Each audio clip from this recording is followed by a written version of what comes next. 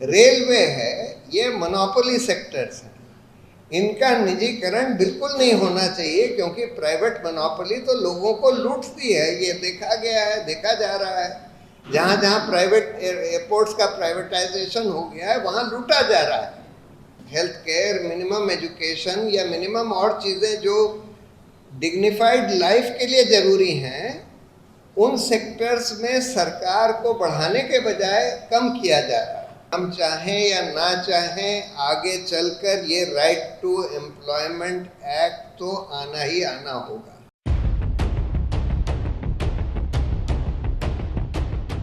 बहुत धन्यवाद। सब मित्रों को मेरा सलाम। बहुत ही अहम मुद्दे पर ये आप लोगों ने आयोजन रखा है। आपको प्रोफेसर प्रभात पटनायक और अरुण जी ने बिल्कुल डिटेल में एक्सप्लेन कर दिया है कि आज बेरोजगारी की समस्या क्यों है और इसका समाधान किया जा सकता है और कैसे किया जा सकता है। मैं उसमें कुछ ही थोड़ा सा ऐड करूँगा।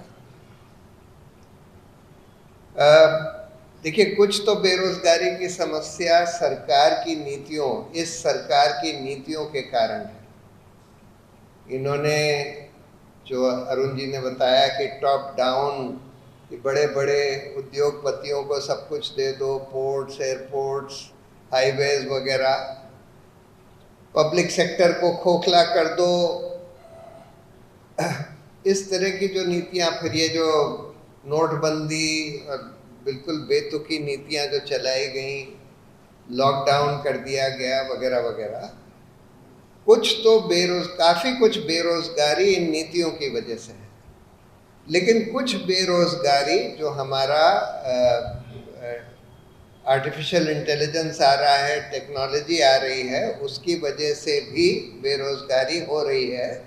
और मेरा ये मानना है कि इस बेरोजगारी को बहुत हद तक रोका नहीं जा सकता। हम कुछ भी नीतियां बना लें, आर्टिफिशियल इंटेलिजेंस और टेक्नोलॉजी का जो जिस तरह से प्रोग्रेस हो रही है, उसमें कुछ बेरोजगारी तो लाजमी होगी। और इसलिए मेरा ये मानना है, देखिए, बहुत सारे लोग जो आर्टिफिशियल इंटेलिजेंस को समझते हैं, जो उस पर काम कर रहे हैं, उनका ये कहना है कि अगले 10 साल में करीब करीब 70-80% अनएम्प्लॉयमेंट दुनिया भर में हो जाएगा अगले 10-12 सालों में। चलिए, उतना ना भी हो तो 30-40% तो आप रोक ही नहीं सकते। 30-40% अनएम्प्लॉयमेंट दुनिया भर में अगले 10-12 साल में सिर्फ आर्टिफिशियल इंटेलिजेंस के आने से होने वाला है। अब उसका हम क्या कर सकते हैं? जो इसके जानकार हैं वो लोग ये कहते हैं कि हम लोगों को इवेंचुअली यूनिवर्सल बेसिक इनकम हर नागरिक को प्रोवाइड करनी पड़ेगी।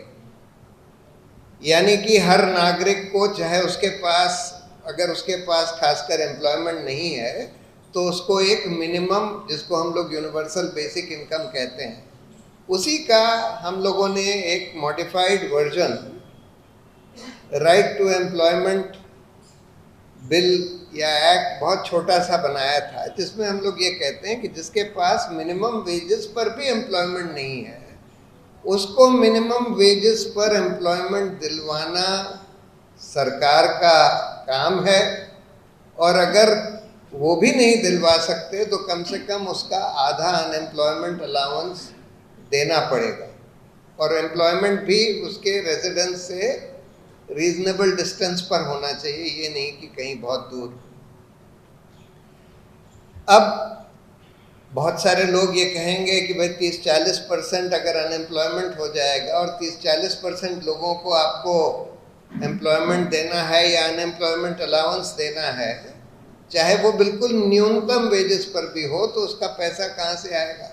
प्रभात जी ने और अरुण जी ने आपको बता दिया कि पैसा, उसके लिए कोई प्रॉब्लम नहीं है, बहुत आसानी से लाया जा सकता है। अगर आप सिर्फ ऊपर के 1% लोग, जो सबसे अमीर लोग हैं देश के, उनके ऊपर थोड़ा सा 2% वेल्थ टैक्स और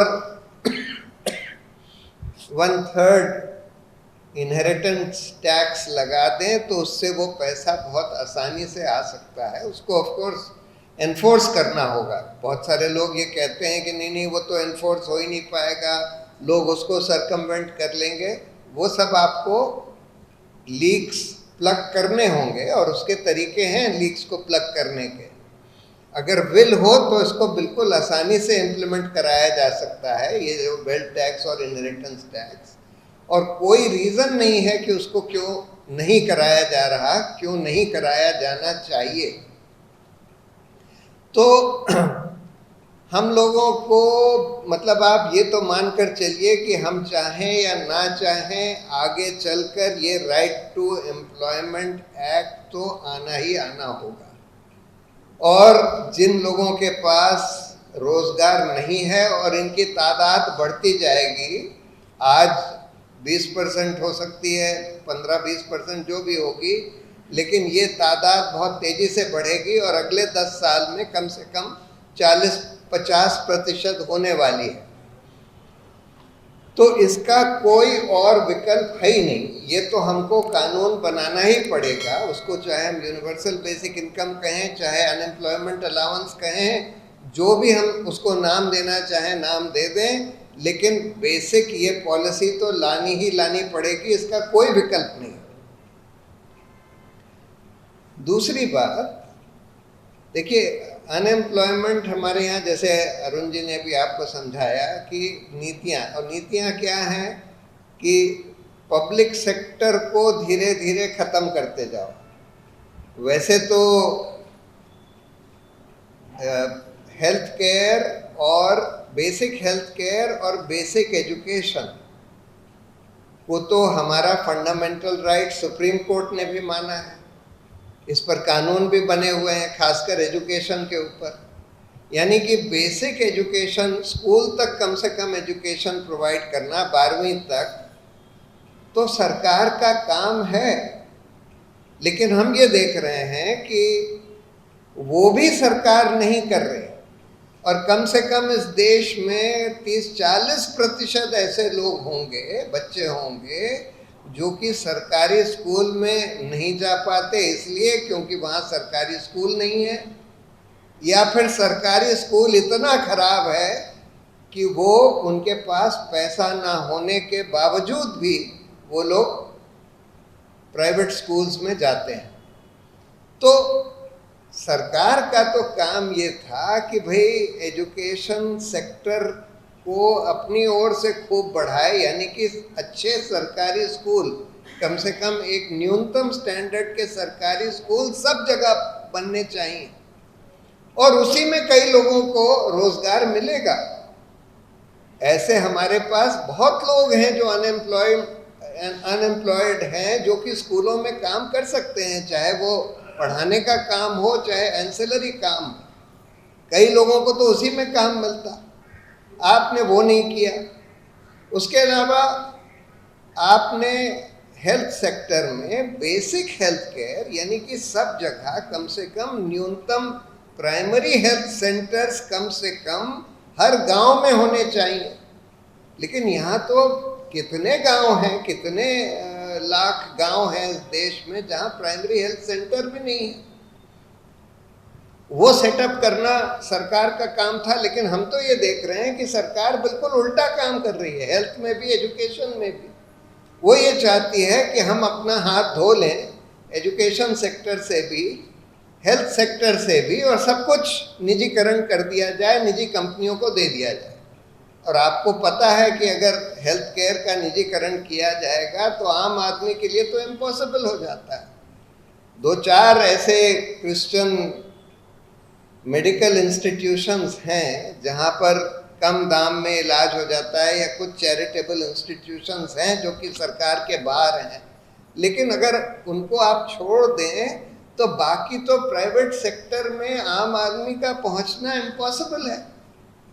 आज तो आम आदमी प्राइवेट हॉस्पिटल्स में जा ही नहीं सकता क्योंकि उतने पैसे हैं ही नहीं।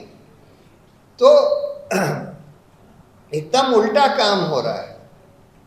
और यही चीज़ें देखिए, मैं ये नहीं कहता कि स्कूल्स, कुछ लोग ये मानते हैं हमारे एक्टिविस्ट लोग कि भाई प्राइवेट स्कूल्स तो होने ही नहीं चाहिए, प्राइवेट हॉस्पिटल्स होने ही नहीं चाहिए, क्योंकि सबके लिए लेवल प्लेइंग फील्ड होनी चाहिए, एक ही तरह के सरकारी स्कूल्स या हॉस्पिटल्स होने चाहिए। मैं वो बात नहीं मानता। मैं ये मानता हूँ कि सरकारी स्कूल्स के अलावा प्राइवेट स्कूल्स हो सकते हैं, गवर्नमेंट हॉस्पिटल्स के अलावा प्राइवेट हॉस्पिटल हो सकते हैं, लेकिन न्यूनतम स्टैंडर्ड्स के स्कूल्स और हॉस्पिटल सेटअप करना जो कि फ्री फंक्शन करेंगे वर्चुअली, मतलब बिल्कुल बगैर शुल्क के, ये सरकार का दायित्व है। उसके अलावा अगर कोई प्राइवेट स्कूल या प्राइवेट हॉस्पिटल बनाना चाहता है तो बनाए, उसमें मुझे कोई आपत्ति नहीं। तो ये तो बिल्कुल होना चाहिए, लेकिन आज हम ये देख रहे हैं कि ये जो सेक्टर है जहां पर हमको लोगों को minimum health care, minimum education या मिनिमम और चीज़ें जो डिग्निफाइड लाइफ के लिए ज़रूरी हैं, उन सेक्टर्स में सरकार को बढ़ाने के बजाय कम किया जा रहा है। दूसरा एक जो सेक्टर होता है जहां पर सरकार ही उस सेक्टर के चार्ज में होनी चाहिए, वो मोनोपोली सेक्टर। मोनोपोली सेक्टर कई होते हैं। एक सेक्टर तो हुआ जहां पर गरीब लोगों को न्यूनतम सुविधाएं प्रोवाइड करने के लिए सरकार का रहना जरूरी है। दूसरा सेक्टर वो है जैसे पोर्ट्स हैं, एयरपोर्ट्स हैं, रेलवे है, ये मोनोपोली सेक्टर्स हैं। इनका निजीकरण बिल्कुल नहीं होना चाहिए, क्योंकि प्राइवेट मोनोपोली तो लोगों को लूटती है, ये देखा गया है, देखा जा रहा है। जहाँ जहाँ प्राइवेट एयरपोर्ट्स का प्राइवेटाइजेशन हो गया है वहाँ लूटा जा रहा है।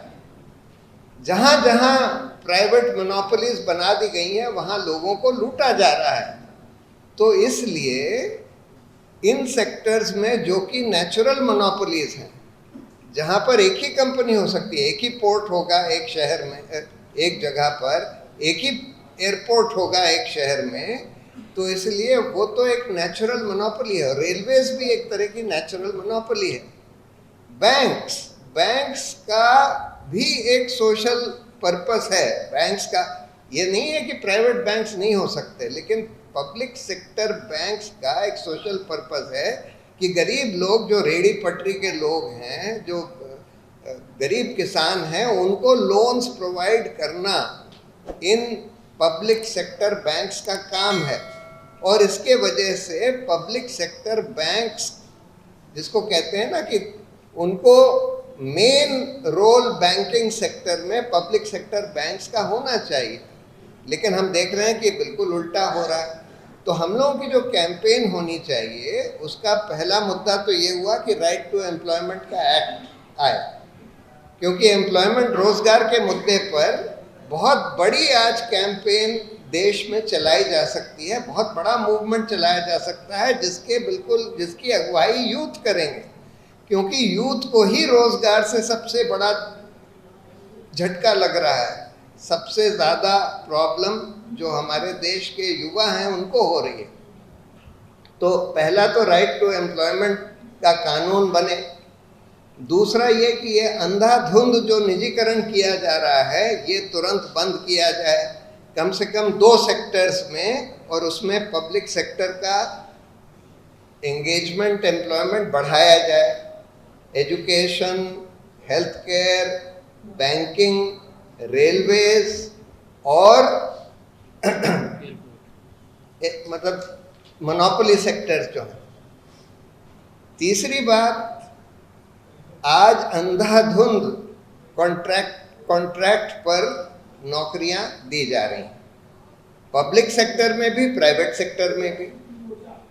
जो कि परमानेंट जॉब्स भी हैं उनको भी कॉन्ट्रैक्ट पर दिया जा रहा है, जिससे कि उन लोगों को जो कॉन्ट्रैक्ट पर दिए जाते हैं उनके वर्कर्स को कोई मिनिमम वेजेस भी नहीं मिलते, सोशल सिक्योरिटी बेनिफिट्स भी नहीं मिलते।